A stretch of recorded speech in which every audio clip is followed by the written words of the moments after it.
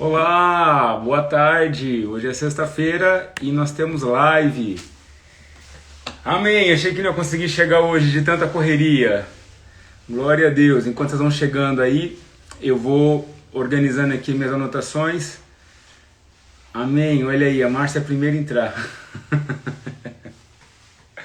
Eu espero que os irmãos não me boicotem com a live das crianças, tá? Não é justo, não é justo. Cada um com o seu espaço. Ninguém pode boicotar de ninguém. Amém, glória a Deus. Falando um pouco sobre a EBF, tem sido muito gostoso fazer a EBF. Nós estávamos com saudade dessa correria santa que todos os anos nós fazemos, né? Então, nós sempre dedicamos um final de semana, sempre colocamos alguma atividade, algum tema, e esse ano com tudo que aconteceu na quarentena e todo esse tempo que nós estamos aí isolados, né, nós não pudemos fazer muita coisa, mas amém que o Senhor nos deu uma estratégia e junto com as igrejas aí de Curitiba, Maringá, Belém, São Paulo e todas as outras que estão ajudando direto e indiretamente, nós conseguimos aí fazer um trabalho muito bonito, muito delicado, muito sensível. Espero que todas as crianças estejam gostando. Nós, pelo menos aqui, estamos gostando muito, né? Nos divertindo bastante. Hoje, o encerramento da EBF promete ser realmente um momento especial para todas as nossas vidas. Amém? Como é que vocês estão? Nós estamos aí, hoje é sexta-feira, nós temos a nossa live. Vai ser uma live um pouco mais dinâmica, mais curta, até por tudo que nós temos que fazer hoje. Mas uma palavra que possa trazer saúde para as nossas vidas no dia de hoje, né? Como é que vocês estão? Vamos dizendo aí. Avisa o pessoal de São Paulo para entrar, quem puder tá entrando. Amém. Aí o pessoal tá entrando. Eu acabei não conseguindo avisar, às vezes o alerta vale para poder se preparar para assistir, né? Amém. Sextou. A Vânia tá colocando aqui sextou, né? Pois é, irmãos. Glória a Deus. Amém, que é sexta-feira, né?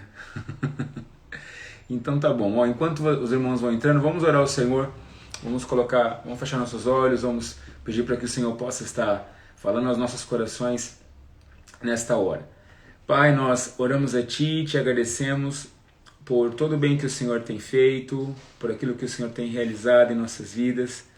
Nós Te agradecemos, Senhor, porque de uma forma tão especial e tão gloriosa, o Senhor tem nos feito tem nos dado, Senhor, palavras tão especiais, ó Pai amado, que alimentam nossos corações, que fortalecem nossa alma. Deus, ser com cada vida, ser com cada irmão, com cada irmã nesta tarde, aqueles que se encontram em necessidade, aqueles que se encontram, ó Pai amado, ó Deus, com alguma dificuldade, alguma escassez. Seja Tu, ó Deus, a resposta, o mantenedor, seja Tu o cuidado. Eu também aproveito a orar, Senhor, pela família da nossa irmã Iracema, lá em Curitiba. Senhor, seu pai faleceu nesta manhã. Ó Deus amado, que Tu possas consolar a cada família, a família toda, principalmente a nossa irmã querida. Coloca as Tuas mãos ali, Senhor amado, e esteja agindo com poder e glória. Nós louvamos a Ti por todo o cuidado que o Senhor tem tido. Guarda, Senhor, a todos que estarão ali, Senhor, no velório. Coloque Tuas mãos, ó Pai amado, Senhor, protegendo-os também, consolando-os também. Pai, nós clamamos a Ti nesses tempos de dificuldade. Pedimos que a palavra caia em terra boa, que nosso espírito seja alimentado pela Tua palavra, Pai. Em nome do Senhor Jesus. Amém. Amém. Glória a Deus. Amém. Aí, alguns irmãos entrando. Então tá. Irmãos, hoje nós vamos falar, na verdade, eu já tinha falado alguma coisa a respeito disso. Vamos lá para Mateus, capítulo 8. Inclusive, eu não sei se a irmã Patrícia, lá de Valinhos, eu acabei passando para eles o endereço errado do versículo, né? E agora que eu me dei conta que eu passei o endereço errado. Então, mas depois eu me conserto. Mas eu falei Mateus 4, mas é Mateus 8. Então vamos lá. Mateus capítulo 8, do versículo de 1 a 4. Amém? Vamos ler lá enquanto você acha na tua Bíblia. Mateus capítulo 8, versículo de 1 a 4.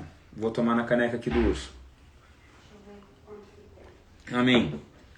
Acharam aí? Mateus capítulo 8, versículo de 1 a 4. O som tá bom, a imagem tá boa. Hoje nós estamos tudo mais ou menos assim organizado, mas é que o cenário aqui em casa já está pronto para a EBF, então a gente não quis mexer muito, tá? Então, Mateus capítulo 8, versículo de 1 a 4, eu vou ler para os irmãos. Diz assim: E descendo ele do monte, seguiu-o uma grande multidão.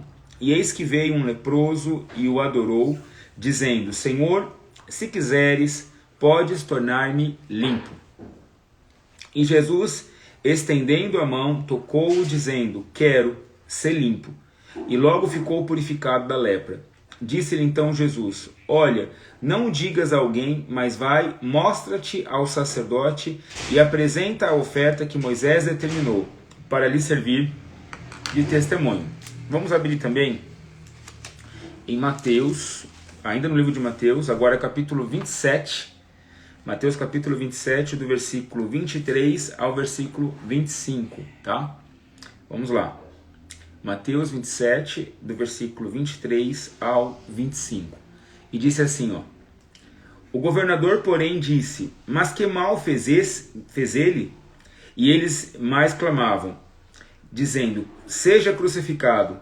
Então Pilatos, vendo que nada aproveitava, antes o tumulto crescia, tomando água, lavou as mãos diante da multidão, dizendo: Estou inocente do sangue deste justo, considerai isso. E respondendo todo o povo, disse: O seu sangue caia sobre nós e nossos filhos. Amém? E o último texto que nós vamos ler hoje está em Lucas. Deixa eu ver aqui, no outro tá melhor, né? Lucas capítulo 2, versículo 14. 2,14. Vamos ler nessa Bíblia mais tradicional, depois a gente lê na Bíblia a mensagem, tá? Então Lucas 2,14 diz assim: Glória a Deus nas alturas, paz na terra, boa vontade para com os homens. Eu vou ler na versão da mensagem só esse último versículo, porque vale a pena a compreensão, depois nós voltamos nele, né? Glória a Deus nas maiores alturas, paz a todos os homens e mulheres na terra que lhe agradam. Amém, glória a Deus. Uma das coisas mais interessantes que temos para estudar é como as pessoas elas vão interpretando a Bíblia e como elas usam a Bíblia muitas vezes para atingir um objetivo pessoal, né? E esse último versículo aqui, inclusive, foi um trabalho que eu fiz na faculdade há uns anos atrás, explicando como um erro de tradução agravou o entendimento durante vários séculos dentro da própria igreja, né? Então, lá por volta de 1400, a Bíblia Reina Valera espanhola, ela traduziu esse versículo de Lucas 2,14 de uma forma completamente errada, e ficou a versão durante muito tempo, e até hoje as pessoas recitam esse erro como se ele fosse verdadeiro, né? Que glória, paz na terra, glória nas alturas, a todos os homens de bem, né? E isso inclusive é tema de alguns lugares, de alguma ideologia, falando sobre o quanto o homem é bom, né? Dando uma atribuição de bondade, dando uma atribuição de benignidade ao homem, né? Tirando Deus do protagonismo, né? Então, glória a Deus nas alturas, paz na terra, a todos os homens de bem, né? E isso durante muito tempo funcionou e ficou dentro do imaginário da igreja e dentro do imaginário das pessoas. Ao ponto, como eu disse, até hoje isso é reproduzido aí por alguns lugares espiritualistas que acreditam que o homem é bom, que acreditam, até recentemente ouvindo uma tese de um estudioso falando exatamente sobre os filósofos que acreditam na bondade do homem, questionando tudo isso, mas o tema não é esse. A questão toda é que nós associamos e colocamos na vida dos homens toda a bondade e esperamos a bondade deles, né? Como se de alguma forma nós fôssemos bons, né? E ficamos esperando que a justiça do homem seja a certa, a mais acertada, que nós confiamos, e de tempos em tempos nós percebemos como o mundo muda, como as pessoas mudam e como os valores que a sociedade tanto defendiam mudam também, né? E na contramão disso vem o reino dos céus e toda a palavra de Deus, o teocentrismo que há em Cristo Jesus, em Deus, que nos mostra exatamente o inverso disso, de um Deus que nunca mudou, que continua imutável, continua o mesmo e sempre continuará. E o seu amor e a sua justiça excedem em muito a nossa compreensão do que seja verdade, do que seja amor, do que seja justiça. Mas nos dois textos aqui, os principais, nós percebemos que esse defeito de compreensão, ele estava antes da tradução da Bíblia. Porque a história de Jesus, ela foi antes da canonização da Bíblia, né? Então a história conta que num determinado momento, Jesus é levado a se encontrar com um leproso, e num outro dado momento, o próprio Jesus ele é levado diante de um sinédrio, diante de um tribunal. E nós percebemos exatamente o que? No tribunal de Pilatos, ele lava as mãos, né? Tem uma tradução que eu acabei não conseguindo juntar aqui, mas fala assim que Pilatos sabia que Jesus era inocente e mesmo assim ele lava as suas mãos. E por mais que alguém diga, mas coitado de Pilatos, ele não podia fazer nada, ele não tinha condições de fazer absolutamente nada, é exatamente aqui o ponto que eu quero chamar a atenção. Porque o homem, mesmo sabendo da inocência de alguém, mesmo sabendo da verdade, ele age segundo os seus interesses. Ele age segundo as suas conveniências. E colocar toda a nossa confiança em cima de instituições de homens, colocar toda a nossa razão, toda a nossa lógica, nossa esperança nesse tipo de sistema, nessa geração, nesse mundo, é exatamente correr o risco e sabendo da resposta de vivermos exatamente aquilo que Jesus viveu. Um homem inocente, porque Jesus não tinha pecado algum. Sim, ele não tinha um erro sequer, não tinha nada para se dizer sobre ele. E estava sendo imputado sobre ele um crime dos mais terríveis, dos mais perversos, ao ponto de ser levado à morte e morte de cruz. Nós sabemos que tudo isso era necessário, e isso não minimiza o fato de que aquele homem que estava diante dele poderia ter simplesmente dito, não, eu não farei isso, né? Ele poderia ter agido pelo Espírito de Deus, que não se alegra e não folga com a injustiça, mas ele simplesmente desconsidera. Então nós percebemos que não mudou nada de Pilatos para cá. Porque Pilatos ele está antes do erro da tradução da Reina Valera. Talvez alguém poderia dizer, isso já vem como um defeito há tantos séculos, o homem foi condicionado a pensar errado, né?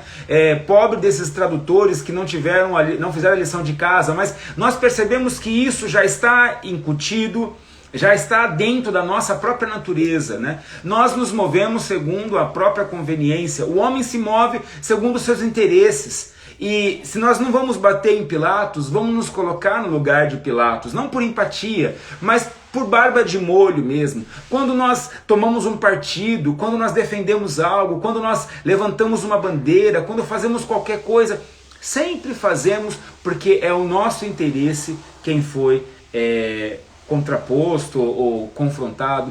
Dificilmente ou quase nunca, ou é assim que funcionam as coisas nesse mundo. A nossa carne ela se move pelas suas conveniências, ela se move pelos seus interesses. E é exatamente aqui que nós percebemos como nós não podemos entregar toda a nossa confiança na mão de instituições ou na mão de homens. Não quer dizer que agora vamos viver à margem de qualquer lei ou de qualquer sujeição à autoridade. Não é isso que eu estou dizendo. Mas eu estou dizendo quando nós simplesmente fazemos daquilo que é humano toda a esperança das nossas vidas. Quando nós depositamos nos homens tudo aquilo que nós esperamos e só podemos encontrar em Deus. Quando o homem é colocado no centro de todas as coisas, essas as respostas que nós temos. Os nossos direitos, as nossas justiças nunca são consideradas. Quando colocamos o nosso marido, a nossa esposa, o nosso filho, quando colocamos o chefe, colocamos o emprego, quando colocamos o ensino, a escola, tudo que diz respeito a nossas vidas, tudo que diz respeito a nós, ele está fadado ao fracasso, à falência, porque tudo isso daí se move em cima de conveniências, em cima de oportunidades, em cima de causas e de momentos e circunstâncias. Mas quando nós olhamos para Cristo Jesus, nós nos deparamos com uma outra realidade. Então a lepra era uma doença que afastava e distanciava as pessoas do seu convívio familiar. Quem tinha lepra tinha que sair da cidade, não podia ficar nem próximo da cidade, tinha que ficar bem distante num lugar só para leprosos. A lepra era um sinônimo de pecado. Uma vez você tendo lepra, entendia-se que você em algum momento pecou contra a santidade de Deus, porque a lepra era uma doença que ela acabava com toda a sensibilidade dos seus nervos e ela sempre era associada à falta de higiene, à sujeira, e o povo de Israel era um povo muito higiênico. que prezava muito pela limpeza, pela saúde perfeita. Então ter alguém com lepra era sinônimo de pecado ali naquele lugar, era sinônimo de que você não tinha feito alguma coisa correta diante de Deus. E esse leproso, ele é levado então a se encontrar com Jesus, ele se encontra com Jesus. Aqui nós já percebemos que Jesus ele recebe a todos. Nós já podemos partir de um princípio de que essa história de que Jesus ele só ama os crentes, ou só ama a minha vida, a sua, ou a igreja, XYZ, não é verdade, porque todos que se achegam a Cristo Jesus encontram um Deus de amor. Todos que se derramam diante dele, todos que o buscam, todos que o procuram, o encontram. Muitas pessoas dizem, eu oro, oro, oro, e parece que o Senhor não está me ouvindo. E essa também não é uma verdade, essa também não é o correto de dizer, porque todas as pessoas que verdadeiramente creem, confiam em Cristo Jesus, o encontram, porque essa é a evidência. Um leproso encontrou Jesus, e aquele leproso olhou para Jesus e de forma alguma exigiu dele ou esperou dele qualquer tipo de atitude, mas antes pergunta qual era a boa vontade dele. Jesus, se tu quiseres, eu serei limpo. Se tu quiseres, eu posso ser limpo. Se tu quiseres, eu posso ser perdoado. Se tu quiseres, né? Muda o contexto daquilo que nós estamos habituados a ouvir nos púlpitos, de que você tem que dar ordens, você tem que dizer exatamente o que você quer diante de Deus, como se você fosse o patrão. E aqui nós percebemos que um homem convicto, certo de seu pecado, pergunta para Jesus, tu queres me curar? É isso que tu queres fazer pela minha vida? Como nós temos que aprender a nos achegar diante do Senhor? Primeiro nós temos que reconhecer o estado em que estamos e reconhecer as coisas que fazemos. Não há bondade, como eu disse, não há benignidade em nossa natureza. Todas as coisas boas e benignas que fazemos e agimos é inspirados na presença e natureza de Deus. Ninguém nasce bom. Ninguém faz bondade porque a sua natureza é boa, mas inspirado pelo Espírito do Senhor, muitas vezes somos levados a agir de forma como muitas vezes não agimos no nosso natural, porque o Espírito de Deus nos força a agirmos com bondade. O próprio fato de doar-se diante do Senhor é algo pelo qual o Espírito nos mostra, nos comove, nos faz olhar. Não há bondade no homem. E eu não estou criticando nenhum de vocês, eu estou me colocando aqui junto com todos nós. Então aquele homem pergunta para Jesus, se tu quiseres eu serei limpo. Essa é a forma correta de orar e de dizer ao Senhor alguma coisa. Essa é a forma de dizer, Senhor, eu sei exatamente o que eu sou. Eu sei exatamente o que eu faço. Eu sei exatamente como eu penso. Mas se tu quiseres, eu posso mudar. Eu posso sair da situação em que eu me encontro. Eu posso ser diferente. E a resposta não poderia ser outra, talvez surpreendente para quem não conhece a Jesus ou para alguém que vive nesse mundo. Dentro desse mundo, né? Eu sempre costumo dizer que de tanto trabalhar com lixo, pegamos o cheiro. De tanto trabalhar com peixe, com fritura, pegamos o cheiro. E de tanto viver nesse mundo, de andar nesse mundo, de conviver com esse mundo, não conseguimos entender o amor de Deus. E Jesus responde para aquele homem, eu quero. Nós percebemos que sempre haverá boa vontade da parte de Deus. Deus sempre está pronto. As mãos dele sempre estão estendidas ao nosso favor. Não há um momento sequer em que a mão do Senhor se recolha, porque ele se alegra de ver um coração quebrantado e contrito. O Senhor se alegra de ouvir todas as nossas orações quando verdadeiramente estamos diante dele. Mas como passamos boa parte dos nossos dias tomados de nossa natureza carnal, tomados do nosso homem natural, muitas vezes nós não conseguimos entender como processa o agir de Deus, o agir de Cristo. Cristo nos deu o modelo, o padrão, e mesmo assim continuamos agindo como Pilatos. Mesmo assim, continuamos julgando, mesmo assim, continuamos vendo se vale a pena ou não vale a pena ajudar. Dificilmente somos tomados pelo Espírito do Senhor e conduzidos de uma forma onde Ele possa nos usar sem que nós perguntemos, por que, Senhor? Por que o Senhor quer abençoar tal pessoa? Por que o Senhor quer curar tal pessoa? Por que o Senhor quer fazer tal coisa? Ela sempre erra, Ele sempre faz isso. Por que o Senhor tem dado tantas e tantas chances, oportunidades para esse pastor, para essa irmã, para esse irmão, para você que está me ouvindo? Porque Deus é amor. E aí, quando nós olhamos aqui Lucas 2,14, nós entendemos exatamente o que Jesus quis mostrar através da vida do leproso, né? Paz a todos os homens e mulheres na terra que lhe agradam. Então, a questão toda aqui é como agradar o coração de Deus. É como mover o coração do Senhor para as nossas vidas. É como fazer com que o Senhor olhe para as nossas necessidades e nossos anseios. Vamos esquecer de que Deus tem obrigatoriedade de alguma coisa. Vamos apagar esse sentimento que nós temos muitas vezes de criança mimada, de achar que todas as coisas têm que funcionar do seu jeito e que você tem uma verdade mais absoluta do que todo o resto do planeta. Se somos 7 bilhões, imagine quantas verdades existem aí espalhadas no mundo. Nós temos que entender que aquele homem agradou a Jesus porque ele tratou Jesus como Jesus é. A primeira coisa que nós temos que aprender é como nos achegar diante do Senhor. Nós temos que nos chegar como pessoas que somos, rendidos, quebrados, quebrantados, humilhados, dizendo: Senhor, nós não merecemos absolutamente nada. Não há um dia sequer em que o Senhor nos cobre com amor, com socorro, com cuidado. Tudo o que fizermos para Ti ainda será pouco. Um dia perguntaram para mim: por que você faz tantas coisas? Por que você corre de um lado para o outro? Parece que você é incansável.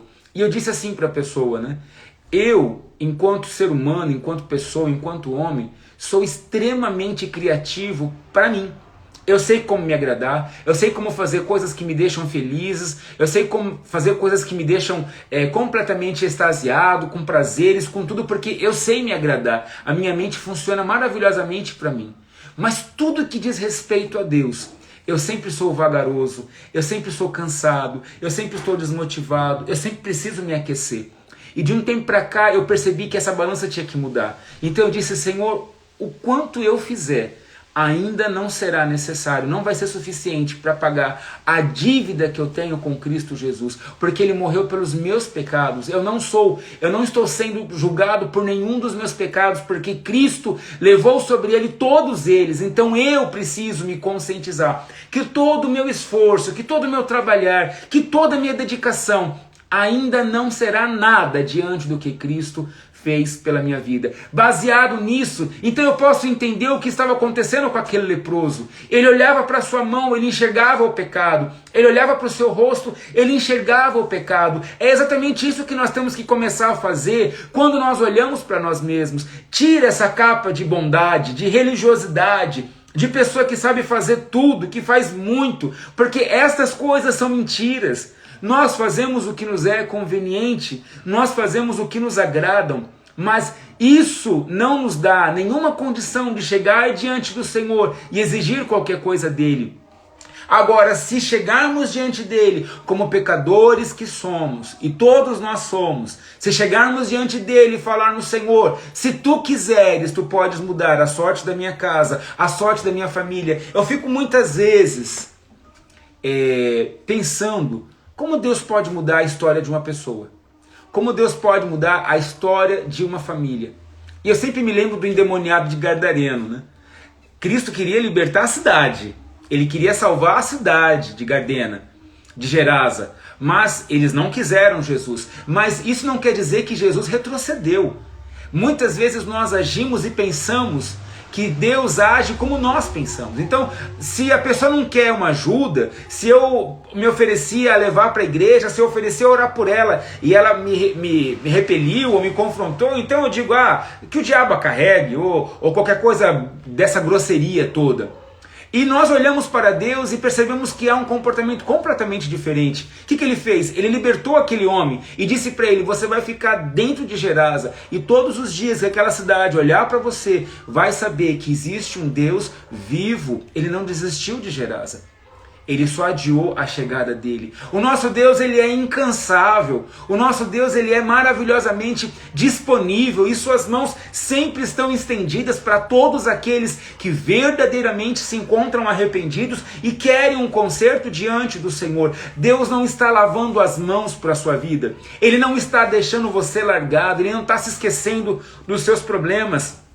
Mas Ele quer que você encontre o jeito certo de chegar diante da presença dEle. Algo que lhe agrada. Glória a Deus nas alturas. paz na terra a todos os homens a quem Deus quer bem, a todos os homens que lhe agradam. E só tem uma forma, e eu termino aqui, né? E só tem uma forma de eu agradar a Deus. Eu não vou agradar a Deus sendo bom, porque eu não sou. Eu não vou agradar a Deus sendo justo, porque eu também não sou. Eu não vou agradar a Deus sendo ético, digno, qualquer qualidade que nós vamos admirar nessa vida. Eu só agrado a Deus sendo uma coisa apenas: tendo Cristo dentro de mim. A única coisa que agrada a Deus é quando Cristo mora dentro da minha vida. Porque para Cristo morar dentro da minha vida, foi necessário eu ter fé. A fé agrada a Deus. E por ter fé, eu sei exatamente quem eu era, quem eu fui, o que eu fiz. E me chego diante da presença desse Cristo dizendo: perdoa-me por todos os meus pecados. E nesse momento que eu faço e confesso esse Cristo, Ele entra dentro da minha vida através de seu Espírito Santo. E no momento em que Ele entra dentro da minha vida com seu Espírito Santo, então eu passo a ter Jesus dentro da minha vida. Os meus atos, os meus olhos, a minha fala, o meu ouvido, o meu pensar, todo é de Cristo Jesus. O meu andar todo é de Cristo Jesus. Não adianta nós olharmos para uma pessoa e dizer: nossa, ela tem tudo para ser crente, só não é crente. Como se de repente nós fôssemos algum padrão. O padrão de Deus, o padrão que Deus espera é Cristo. Não foi isso que foi em Gênesis? Façamos a nossa imagem e semelhança. Imagem nós já temos, mas a semelhança de Cristo, eu tenho que ter Ele dentro de mim. O meu reflexo, o meu agir, o meu falar, o meu pensar, todo tem que ser de Cristo Jesus. Eu tenho falado muito sobre a posição, né? Que posição nós estamos? Tem pessoas que se encontram na posição de uma pessoa remida, lavada, conquistada, comprada. O primeiro amor, o salvo por Cristo no primeiro amor. Mas agora nós estamos falando de uma outra posição. Nós estamos falando da posição que Paulo nos ensina. Não sou mais eu quem vivo, mas Cristo quem vive em mim. E se Cristo vive em mim, toda a motivação, todo o meu agir, todo o meu trabalhar é teocêntrico, é Deus governando a minha vida. Então, os meus interesses, eles abrem espaço para o interesse do reino. A minha vontade abre espaço para a vontade do reino. Eu estou lendo aqui ainda o Intercessor, a história de Rhys Howell, e é fantástico a forma como esse homem entende o que Deus espera da vida dele. E ele fala várias e várias e várias vezes no livro. Ele escreve: olha, a minha vida é em função da vontade do Espírito Santo. Ele me diz o que ele quer, eu apenas o sirvo. Jesus, se tu quiseres, eu posso ser limpo. Jesus, se tu quiseres, o meu marido se converte. Jesus, se tu quiseres, os meus filhos estarão diante do teu altar. Jesus, se tu quiseres, tu podes mudar toda a história da minha cidade, da minha família, da minha empresa, a minha vida. E a resposta que nós vamos ter de Jesus sempre é: quero. Eu quero. Sempre haverá boa vontade da parte de Deus. Sempre haverá o bem. E se nós pudéssemos ainda aprofundar um pouquinho o Lucas 2,14, né, falando sobre a versão paz na terra, glória nas alturas, paz na terra a todos os homens que Deus quer bem. O bem de Deus é Jesus, né? Normalmente se prega esse versículo no Natal, porque todas as pessoas esperam ganhar um presente, né? E o presente de Deus é Jesus. O presente que Ele nos deu é Jesus. Deus é bom, sim, é verdadeiramente, Bruno. E todas as coisas que nós fazemos em nome do Senhor. Quando nós começamos a nossa caminhada, às vezes as coisas estão misturadas. Mas com o passar do tempo, você vai tirando essas borras, essas contaminações, e a sua vida vive em função do reino. Então todo o teu querer é para o Senhor Jesus, a tua alegria está para o Senhor Jesus, a tua disposição está para o Senhor Jesus, tudo é para o Senhor Jesus. Não há nada que lhe agrade a não ser estar com o Senhor Jesus. Podemos estar ainda confiando em Pilatos. Podemos ainda estar sendo decepcionados pelos homens. E muitos se decepcionam. Muitas pessoas que me procuram ou chegam até a igreja dizem: eu estou frustrado com tal pessoa, eu estou chateado com tal coisa, tal irmão me decepcionou, porque essa pessoa lavou as mãos, né? Quantas pessoas estão lavando as mãos, né?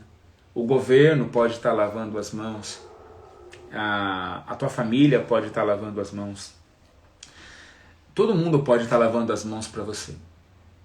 E isso não os faz nem pior nem melhor, mas para que confiar neles? Jesus não esperava a justiça deles, mas Jesus queria cumprir a vontade de Deus. Enquanto o mundo todo está lavando as mãos, enquanto todo mundo está tentando achar um culpado, quem é o culpado? Jesus está com braços estendidos para ajudar todos aqueles que o procuram. Que hoje você procure a Jesus na sua vida, verdadeiramente, e diga: Senhor Jesus, eu não tenho andado como eu deveria. Que hoje você possa se render ao Senhor, que hoje você possa buscar ao Senhor com todo o teu intento.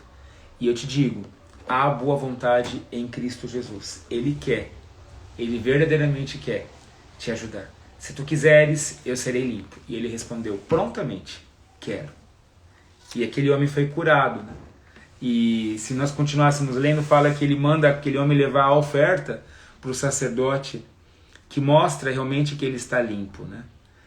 A oferta aqui era uma rolinha, um pombinho, que você levaria ali, haveria um derramamento de sangue, né? Jesus não havia morrido ainda, né?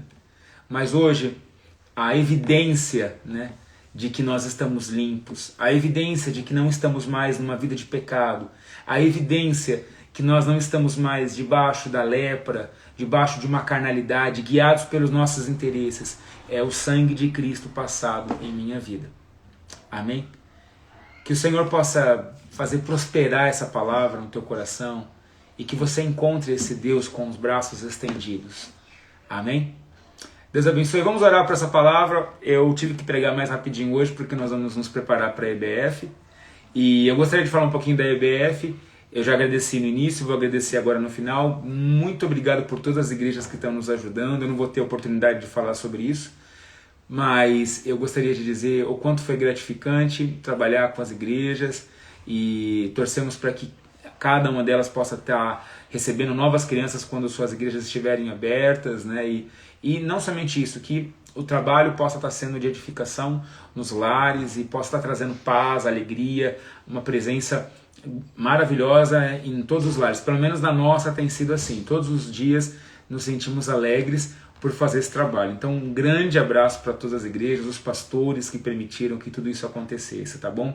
E amém. E aí, ó, você que está me assistindo, assiste também às 5h30 aqui mesmo no canal, aqui mesmo na rede social da Missão Cristã em Lim, São Paulo. E vai ser um trabalho bem divertido. Hoje tem bastante coisa surpresa aí pra gente se divertir, tá bom? Vamos orar ao Senhor por essa palavra, para que o Senhor possa abençoar a tua vida. Senhor, nós oramos e te agradecemos, Pai, por essa palavra, por esse momento, Senhor, onde estamos diante de Ti. Senhor, que essa palavra possa chegar aos corações, ó Pai amado, de todos aqueles que precisam de ajuda, que seja uma esperança para eles, que eles encontrem, ó Pai amado, em Ti a resposta daquilo que eles tanto buscam. Eu oro, eu clamo, Senhor, por cada irmão ou irmã que está aqui nos ouvindo, seja Tu, ó Pai amado, sobre suas vidas agora. Em nome do Senhor Jesus, coloca as tuas mãos, abençoa-os, leva-os, ó Pai amado, Senhor, a estar diante de Ti. Eu lhe peço, Senhor, em nome de Teu Filho amado Jesus, dissipa, Senhor, toda dúvida daquilo que Tu realmente és, ó Pai amado, para as nossas vidas. E traga uma revelação certa e direta, Senhor, para cada um nessa tarde. Em nome do Senhor Jesus. Amém. Então tá, um grande abraço para vocês. Agora nos vemos na live de domingo com o Pastor Martim. Para o pessoal de Valinhos, eu tenho culto amanhã às 18 horas. E para o pessoal da igreja da Patriarca, nós temos culto amanhã, domingo, às 10h30. Então vamos só relembrar aqui que eu fiz uma confusão. Sábado eu tenho culto em Valinhos, tá? Às 18 horas. E domingo, às 10h30 da manhã, aqui em São Paulo, na Patriarca. Tudo respeitando os procedimentos de distanciamento, tudo que realmente as portarias municipais e estaduais nos pedem, tá bom? E à noite, no próprio domingo, nós temos a live com o Pastor Martim, a famosa live com o Pastor Martim, então não perca nenhuma dessas daí. E para aqueles que ainda têm pique, hoje nós temos a nossa Escola Bíblica de Férias. Então um grande abraço para vocês, nos vemos até daqui a pouco. Até mais, tchau, tchau.